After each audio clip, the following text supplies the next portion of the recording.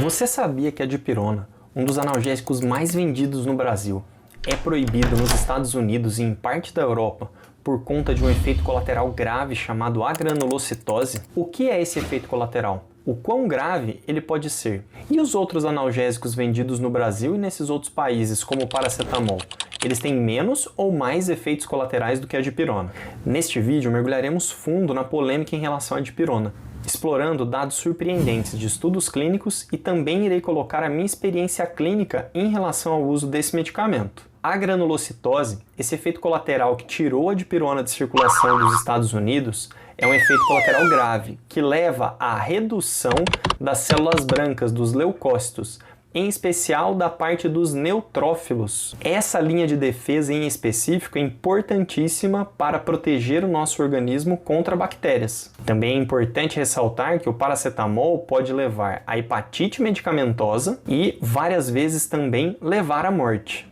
Então, como saber qual dos dois medicamentos é o mais seguro para eu poder usar no meu dia a dia? Para se ter uma ideia do quão raro é a granulocitose, só em 2022 foram vendidas mais de 215 milhões de doses de dipirona no Brasil. Você consegue comprar dipirona na farmácia pelo nome genérico ou como composição de diversos outros medicamentos. Os mais famosos e comuns seriam a Novalgina, Lisador, Neosaldina, Dorflex, Benegrip.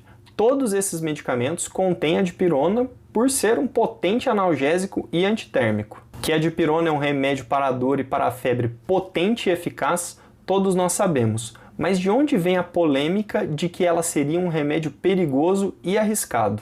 Essa polêmica se inicia mais ou menos em 1960, 70, quando estudos de um medicamento da mesma classe, que não era a dipirona, mas era da mesma classe da dipirona, a aminopirina, no estudo inicial foi visto a agranulocitose em um paciente em cada 127 que utilizavam o medicamento. Isso é uma taxa muito alta para um remédio que é amplamente consumido. Por isso, em 1970, o FDA, que pode ser comparado à Anvisa dos Estados Unidos, decidiu por suspender a dipirona em todo o território dos Estados Unidos. Em relação a esse efeito colateral, a granulocitose, queria colocar um pouco em relação à minha prática clínica. Quando recém-formado, eu fiz vários plantões nas tendas de dengue, nas épocas de epidemia de dengue na cidade de São José do Rio Preto. Nesses plantões eu chegava a atender tranquilamente 80 pacientes com dengue por plantão e todos eles praticamente recebiam dipirona para alívio de dor e febre. No caso, eram eu e mais uns 2 ou 3 colegas fazendo plantão, totalizando mais ou menos 300 pacientes por plantão de atendimento e praticamente todos recebiam a dipirona como analgésico.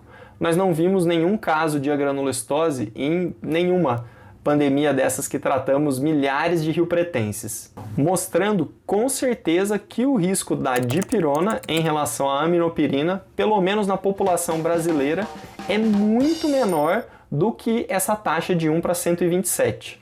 Em 1986 foi feito o estudo de Boston, um estudo realizado em 8 países com mais de 22 milhões de pessoas. Nesse estudo foi visto que o risco da dipirona causar agranulocitose foi de apenas um caso em 1 milhão de pessoas que usaram a dipirona, algo bem mais próximo da realidade que observamos no nosso dia a dia. E o Brasil, como fica nessa história?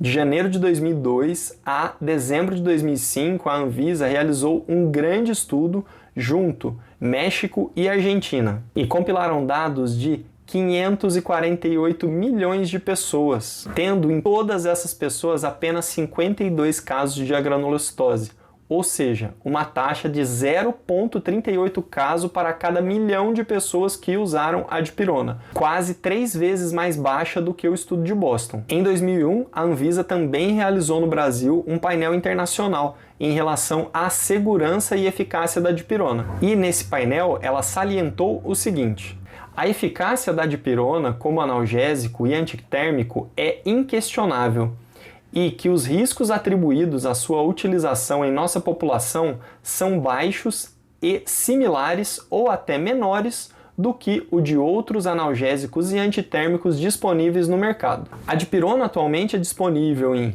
Brasil, Alemanha, Índia, Rússia, Israel, Argentina e México.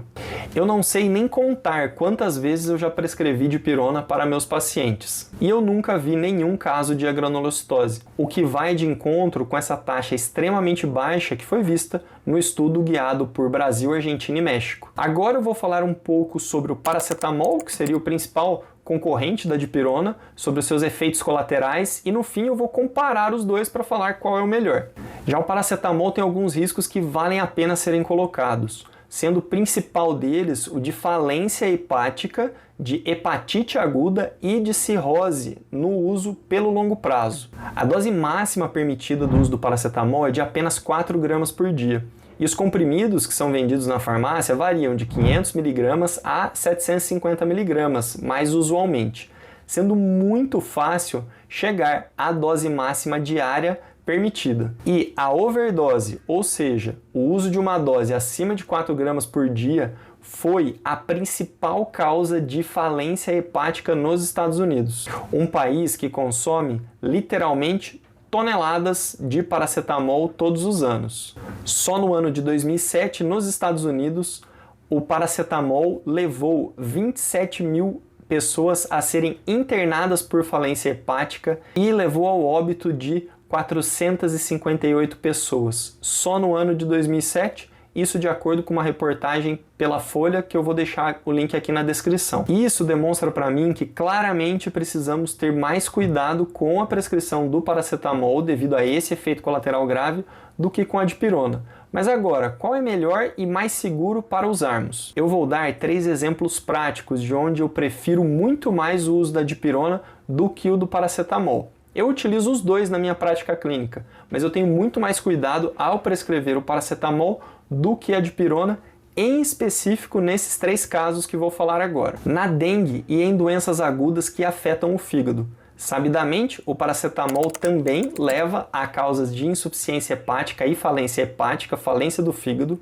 Por isso, nos casos de dengue e de qualquer outra doença que ataque o fígado, eu tenho por preferência absoluta o uso da dipirona. Em casos de pacientes que são alérgicos à dipirona, tenho a possibilidade sim de usar o paracetamol, mas eu utilizo no máximo na dose de 2 gramas por dia e oriento o paciente, quando necessário, o uso do paracetamol nessas doenças, a colher os exames de enzimas hepáticas, para termos uma segurança em relação ao uso do medicamento. Segunda orientação prática, pessoas que já usam muitos medicamentos que são processados no fígado, em especial anticonvulsivantes e remédios para afinar o sangue.